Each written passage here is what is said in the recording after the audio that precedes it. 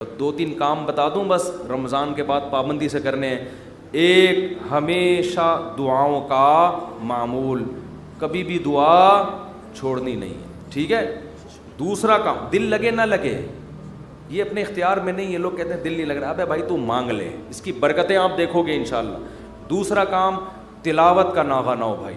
جتنی خواتین بیان سن رہی ہیں, مرد بھی, روزانہ پابندی کے ساتھ قرآن کھولنا ہے ایک دفعہ. یہ جو ایک دفعہ بند ہوتا ہے پھر رمضان میں جا کے نکلتا ہے, یہ قرآن کے ساتھ بے انصاف. کبھی کبھار جو حافظ ہیں ان کو تو اللہ نے بڑی سہولت دی ہے, 15 منٹ پڑھ لو, آدھا گھنٹہ پڑھ لو, تھوڑا پڑھ لو لیکن پابندی کے ساتھ. کوشش کریں گے کہ نہیں کریں گے گھروں میں بھی. اور تیسرا کام, تسبیحات. اللہ کا نام ہے نا اس میں. دیکھو لا الہ الا اللہ اس وقت نکلا نا جب جہاز ہچکولے کھانے لگا, تو ابھی کوئی بھی ہچکولے نہیں کھا رہا, ابھی نہ کوئی اللہ الحمدللہ کچھ بھی نہیں ہو رہا. تو ابھی لا الہ الا اللہ صبح 100 دفعہ, شام کو 100 دفعہ. تیسرا کلمہ پڑھ لیا, سبحان اللہ والحمد للہ ولا الہ الا اللہ واللہ اکبر. یہ تیسرا کلمہ اللہ کو اتنا محبوب ہے, حدیث میں آتا ہے سورج جن چیزوں پہ طلوع ہوتا ہے, جتنی چیزیں ہیں ان سے زیادہ محبوب اللہ کو یہ کلمہ ہے. تو صبح 100 دفعہ تسبیح ہاتھ میں رکھنے سے فائدہ یہ ہوتا ہے کہ یاد رہتا ہے انسان. آج کل تو بڑی خوبصورت تسبیحات آ رہی ہیں, بڑی ٹیکنیک, ان کو دیکھ کے انسان کا تسبیح پڑھنے کا دل چاہتا ہے.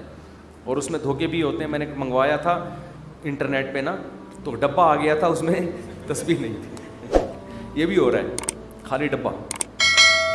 تو انٹرنیٹ پہ بڑے دھوکے ہوتے ہیں. تو 100 دفعہ صبح تیسرا کلمہ, تیسرا نہیں تو چوتھا کلمہ بھی ٹھیک ہے, لا الہ الا اللہ وحدہ لا شریک لہ لہ الملک ولہ الحمد وہو علی کل شیء قدیر. نبی صلی اللہ علیہ وسلم نے فرمایا, یہ میرا آج آخری بیان ہے, اس کے بعد اب رمضان میں بیان نہیں ہوگا, یہ ذہن میں رکھیں, یہ اعتکاف والے بھی دماغ میں رکھ لیں, ٹھیک ہے نا.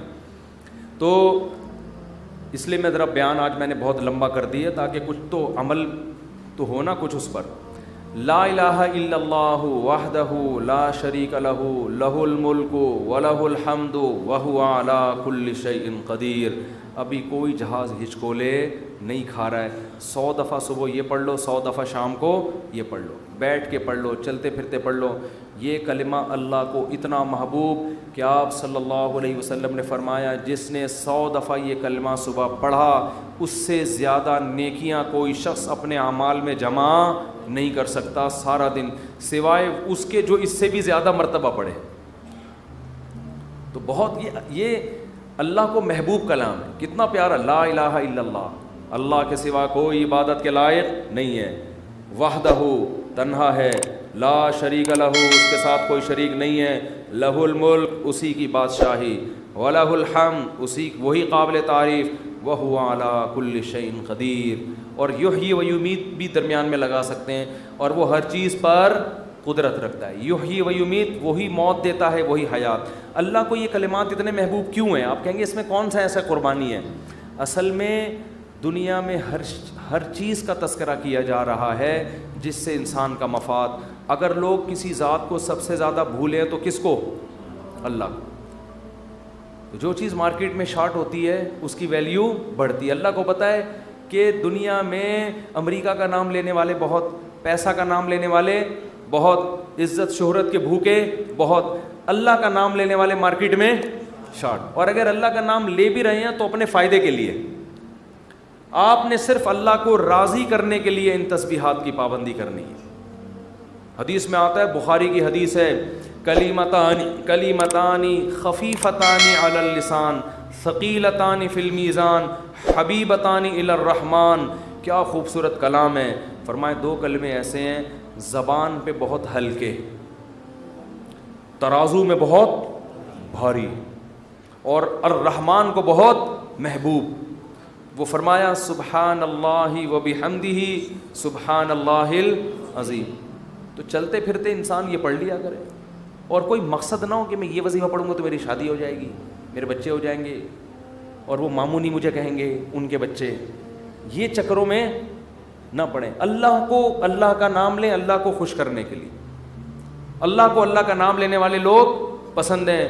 اور میں گارنٹی کے ساتھ لکھ کے دے دوں آپ کو, اس سے جو دل میں سکون ملے گا وہ سکون آپ کو کسی نفسیاتی ڈاکٹر کی کاؤنسلنگ سے اور کسی سائیکالوجسٹ کی کاؤنسلنگ سے نہیں ملے گا آپ کو، ایسا سکون ملے گا. آپ یہ پابندی تو کریں لیکن سکون کے چکر میں نہیں کریں، یہ پھر نہیں ملے گا سکون. اگر آپ نے ٹرائی کیا نا کہ میں اللہ کا نام لے کے دیکھتا ہوں سکون ملنا ہے کہ نہیں ملنا، پھر نہیں ملے گا. یہ تو ایک ویسے ہی اللہ کی طرف سے سہولت ہے.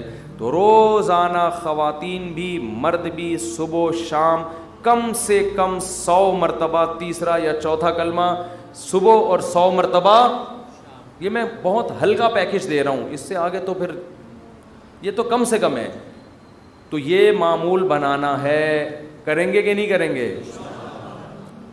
تو اور یہ جو اعتکاف والے بیٹھے ہیں نا، یہ ابھی مسجد سے جب شارٹ ہوں گے تو اگلے سال پہچان میں بھی نہیں آ رہا ہوتا کہ یہ کون ہے، کہاں سے آیا، کدھر ہے، حالانکہ قریبی محلے میں رہ رہا ہو. ایسا نماز سے بھاگتے ہیں جیسے ان کو احساس ہو گیا کہ ہم نے جو 10 دن مسجد میں نماز پڑھی تھی وہ صحیح کام نہیں کیا تھا ہم نے، تبھی تو ایسا بھاگا ہے کہ مارکیٹ سے بالکل ہی شارٹ ہو گیا. بعض دفعہ کوئی کام کر کے دیکھتا ہے انسان تو کہتا ہے ٹرائی کیا مزہ نہیں آیا، اب نہیں آنا. ایسا نہ کرو میرے بھائی. آپ کو 10 دن اللہ نے مسجد میں بٹھایا، آپ نے تکبیر اولیٰ سے نماز پڑھی، تراویح پڑھی، تو اب آپ کو اس کم از کم نماز ہی کو کنٹرول کر لو پورے سال. اکثر گناہ گاروں کو توبہ اعتکاف میں نصیب ہوتی ہے، اکثر لوگ میں نے دیکھے. تو آپ اس توبہ پر قائم رہیں، مسجد سے تعلق بولو بھائی برقرار رکھیں، اور قرآن کی روزانہ تلاوت کا معمول ہو، اور ذکر کا معمول، دعا کا معمول. یہ 3 معمول گھروں میں پابندی سے بنانے، مردوں نے بھی اور خواتین کے جو ایام ہوتے ہیں جن میں وہ مینسز سے ہوتی ہیں، اس میں صرف تلاوت نہیں کر سکتی، وہ دعا بھی مانگ سکتی ہیں اور تسبیحات. اس تسبیح میں 10 دفعہ درود شریف اور استغفار کا بھی اضافہ کر لیں. جب 100 دفعہ تیسرا کلمہ ہوگا نا، اس سے پہلے 10 دفعہ درود شریف اور 10 دفعہ استغفار. تو یہ معمول بنائیں، اس سے انشاءاللہ سکون ملے گا. قرآن کہتے ہیں الا بذکر اللہ تطمئن القلوب. اللہ فرماتے ہیں اللہ کے ذکر سے دلوں کو سکون ملتا ہے.